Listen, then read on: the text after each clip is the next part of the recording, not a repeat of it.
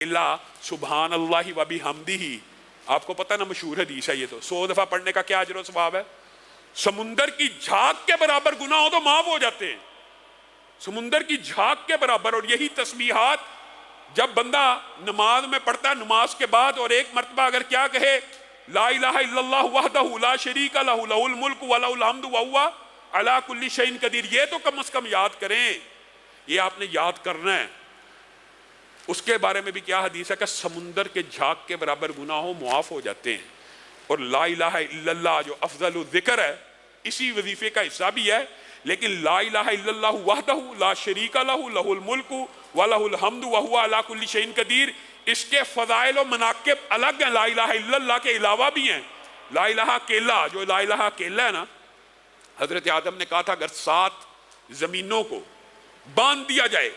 زنجیروں کے ساتھ تو لا الہ الا اللہ کے علاوہ کوئی کلمہ نہیں جو ان زنجیروں پہ پڑا جائے تو وہ پگھل کے رہ جائیں اور ٹوٹ کے نہ رہ جائیں۔ اور طلحہ بن عبید اللہ نے حضرت عمر کو کہا تھا میں نے رسول اللہ سے سنا تھا کہ ایک کلمہ جو موت کے غم کو دور کر دیتا ہے، موت کے غم کو دور کرنے کے اندر، اس غم کے اندر محدثین نے جو تشریح کی ہے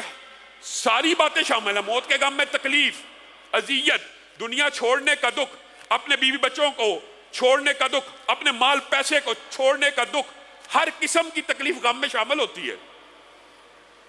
میں نے سوچا کہ میں رسول اللہ سے پوچھ لوں گا، لیکن رسول اللہ دنیا سے چلے گئے۔ حضرت عمر مسکرانا شروع ہو گئے،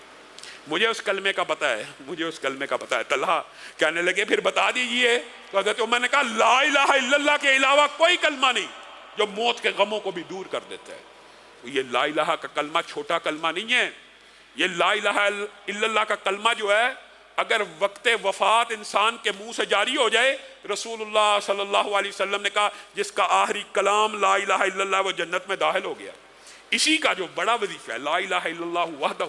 لا شریک لہ لہ الملک و لہ الحمد وہو علی کل شیء قدیر۔ اب یہ جو میں نے پہلا آپ کو وظیفہ بتایا سبحان اللہ والحمد للہ ولا الہ الا اللہ واللہ اکبر ولا حول ولا قوت الا باللہ، اس کے بعد کیا کہنا اللہم اغفر لی وارحمنی وارزقنی، یہ کتنی مرتبہ پڑھنا ہے؟ روزانہ اپنی لائف کے اندر یہ روٹین بنا لیں، آپ کو میں گارنٹی دیتا ہوں یہ جمیع امراض، جمیع مشکلات، جمیع حاجات کے اندر آپ کو فائدہ پہنچائے گا۔ صرف 100 مرتبہ پڑھ لیجئے، صرف 100 مرتبہ پڑھنے کے جو فضائل ہیں، موقع ملا آپ کے سامنے رکھوں گا، اکیلے اکیلے کے جو فضائل ہیں آپ حیران و ششدر رہ جائیں گے، اکیلے اکیلے کے جو فضائل ہیں۔ 100 مرتبہ پڑھنے میں کتنا ٹائم لگتا ہے؟ آپ اپنی زبان پہ ذرا رواں کریں، اللہ کے فضل و کرم سے بعض نمازی سلام پھیرتے ہی 100 مرتبہ جب یہ تسبیحات فاطمہ پڑھتے ہیں نا، میں نے دیکھا کئی مرتبہ 1 منٹ لگتا ہے اور 1 منٹ میں انسان پڑھ کے فارغ ہو جاتا ہے، زبان پہ چڑھا ہوتا ہے۔ یہ آپ 100 مرتبہ پڑھیں، اس کے اجر و ثواب کو حاصل کریں گے۔ اور دوسرا جو وظیفہ، پھر وہی بات، جادو، جنات، ثواب، اجر، نیکیوں کا سیزن ہے، وہ 100 مرتبہ صبح اور شام پڑھنا ہے۔ اس کی آپ روٹین چاہے پورے رات میں 1 مرتبہ کی بنا لیں، لیکن اس وظیفے کی روٹین 100 مرتبہ صبح اور 100 مرتبہ شام کی اس لیے کرنی ہے کہ رسول اللہ صلی اللہ علیہ وسلم نے فرمایا ہے جو بندہ 100 مرتبہ صبح لا الہ الا اللہ وحدہ لا شریک لہ لہ الملک و لہ الحمد وہو علی کل شیء قدیر پڑھتا ہے، 100 مرتبہ رات کو پڑھتا ہے، وہ شیطان کے شر سے محفوظ ہو جاتا ہے۔ اور شیطان اور جنات کے شر آج کل معاشرے میں بہت زیادہ ہیں، نظر لگ گئی ہے، عمل بد ہو گیا، فلاں نے جادو کروا دیا، جنات آ گئے ہیں، جنات نے معدے کو پکڑ لیا، گردوں کو پکڑ لیا، پکڑتے ہیں۔ بالعموم جو بیماریاں ڈاکٹروں کو سمجھ نہیں آ رہی ہوتی وہ جناتی بیماریاں ہوتی ہیں، جتنا مرضی پرانا جادو ہو، یہ وہ وظیفہ ہے کہ اگر 100 مرتبہ صبح اور شام پڑھیں گے، 18 سال پرانا جادو بھی ہو چلا جائے گا۔ بات آئی ہے ضمنی طور پہ، تو میں آپ کو ایک حیران کن بات بتلاؤں، آیت الکرسی کا جو میں نے آپ کو وظیفہ بتایا، ایک ساتھی کو بتلایا 18 سال سے اس کے گھر میں جنات تھے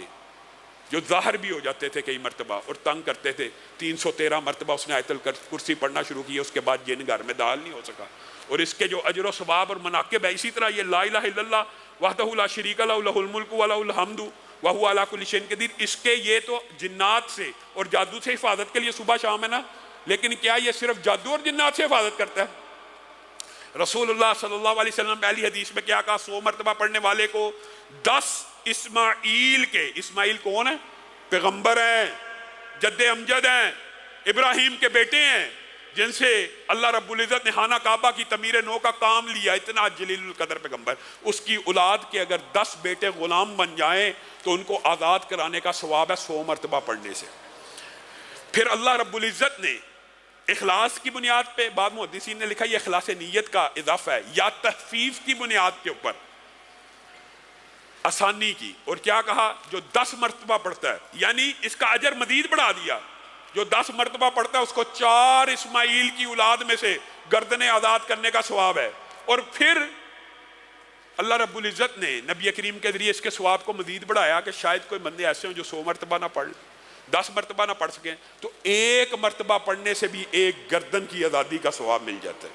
اب بتائیے 100 مرتبہ پڑھنے سے حقیقت میں تو 100 گردنیں آزاد ہو گئی۔ تو یہ اپنی زندگی کے اندر ثواب کے لیے بھی اس وظیفے کو اختیار کرنا چاہیے۔